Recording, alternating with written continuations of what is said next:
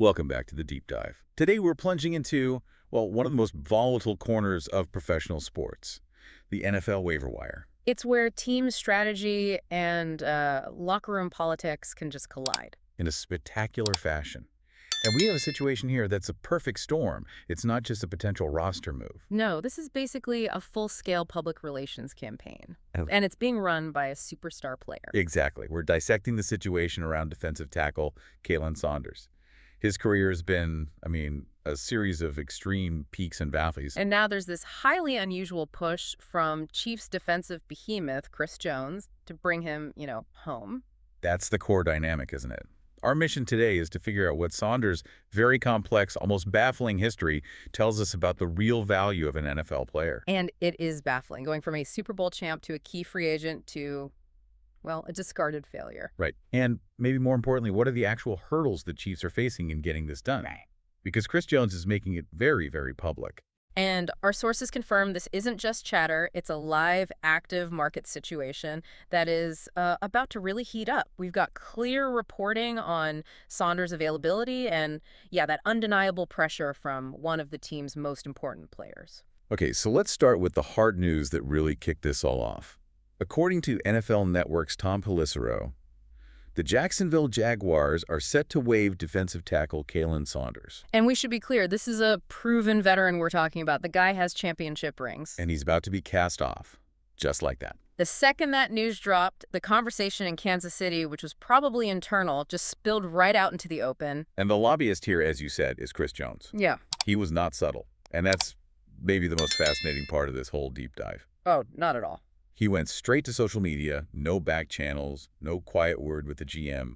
According to A-to-Z Sports, Jones put the message out there clear and urgent. He said, "Got to get my brother back. Hopefully he's one of those guys that we can get back in the system." That's the team's defensive captain. He's basically telling his general manager, I want this player and I want him now. That kind of public push is so rare. It really is. It signals one of two things. Either a profound trust in that player's ability to contribute immediately, or maybe a sense of urgency, a feeling that the GM hasn't addressed a key weakness yet. Or both. Or both, exactly. But before we get sentimental about a reunion, we have to talk about the elephant in the room. Why is he available in the first place? Why is a player with that kind of pedigree being released by Jacksonville? Because success, as we know, doesn't always travel. And the reports paint a pretty grim picture of his time in Duval. He was meant to be this veteran presence, but he barely saw the field. Barely is the right word. He signed on, he had the Super Bowl experience, but Saunders appeared in just 2 games for the Jaguars. 2 games. And the real indicator that things went sideways is that he was listed as a healthy scratch for 7 other games. And for anyone who might not be deep into the NFL jargon, a healthy scratch isn't about an injury. No. It means the coaches looked at their game plan, looked at their active roster, and decided this guy, a guy with rings on an NFL salary, was less useful than almost everyone else they suited up. It's the ultimate sign of a poor fit. Maybe even a catastrophic disconnect. The report sums it up perfectly. Things just didn't work out for him in Duval. So this wasn't an injury he was fighting through. No, this was a strategic problem. A technical inability to do what they needed him to do, which is why he's in this position now, needing a fresh start. Which makes his whole career arc just look like this bizarre, jagged line. It's not a smooth progression at all. If you look at his history, this recent Jaguars failure almost feels, unreal. He started as a Chiefs original, right? He did. He was a 3rd-round pick for them back in 2019. He spent 4 seasons in Kansas City, mostly as a rotational piece, but a valuable one. Played in 38 games, had 5 starts. He was a solid part of those Super Bowl teams. A contributor. Not a star, but solid. Right. But then came the detour to the Saints in 2023, and this is where his perceived value just spiked dramatically. And kind of surprisingly. It really was. And this is where we see the power of scheme fit. In New Orleans, he wasn't just a rotational guy. He was seen as a defensive anchor. An anchor. Yeah, over 2 seasons there, he started in 27 of the 30 games he played. That's not a depth piece anymore. That volume of starts tells you the Saints organization saw him as a core part of their defensive interior. 27 starts. That's elite usage for a defensive tackle. So how do you go from that, an anchor for the Saints, to being traded to the Jags, and then just months later you're released. That drop-off is almost unprecedented. And that contrast, 27 starts on one team versus 7 healthy scratches on the next, that's really the key insight here. It just reinforces that in the trenches, scheme fit is absolutely everything. Let's dig into that for a second, because that's the core of this deep dive.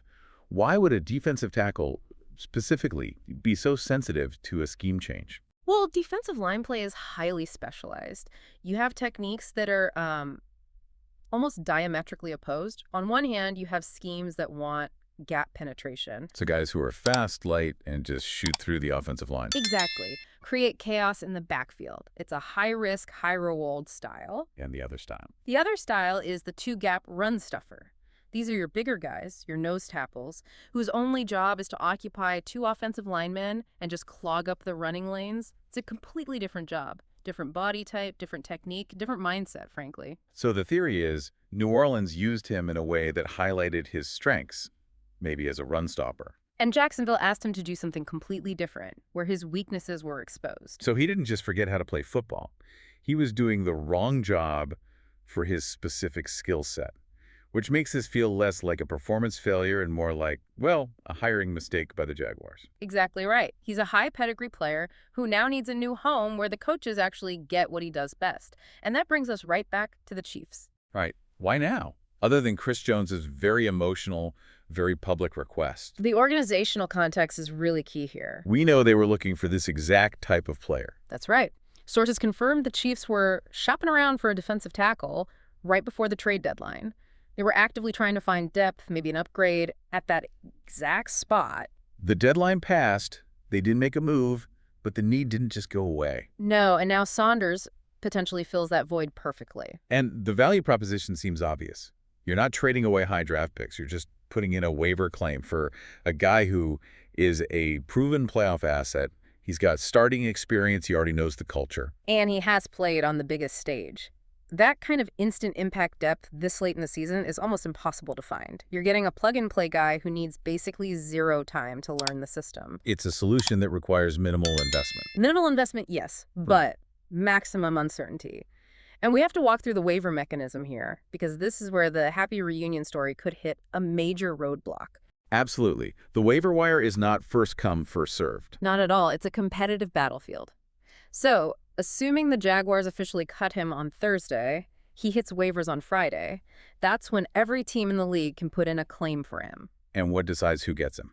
It's all based on waiver priority, and that's determined by the inverse order of the current league standings. Meaning the teams with the worst records get first dibs. Exactly. The system is designed to help struggling teams get talent, not to help Super Bowl contenders load up. So the Chiefs, being one of the best teams in the league with a great record, they're at the back of the line. Way at the back of the line. They're essentially hoping that 20, maybe 25 other teams decide to pass on a proven veteran with a low salary. That's the real sticking point.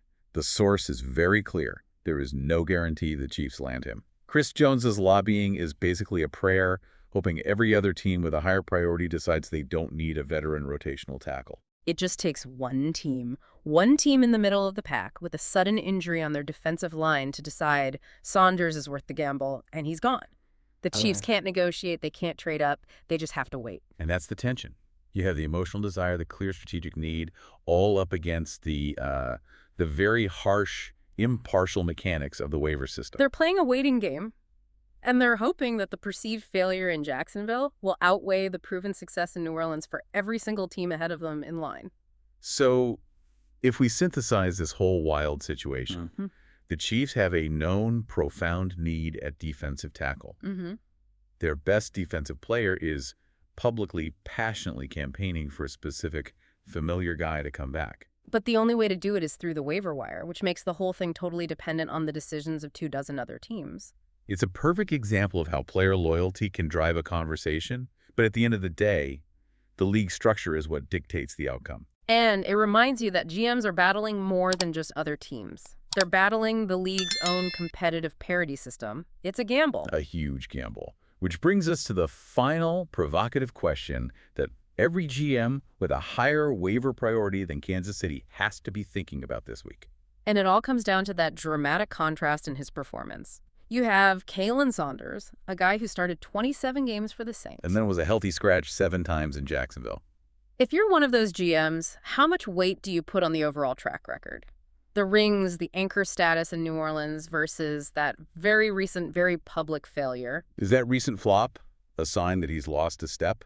Or was it purely a terrible scheme fit, making him the perfect calculated risk for a team that can actually use him correctly? That decision right there highlights the razor-thin line between a player who just needs a fresh start and a team taking on damaged goods.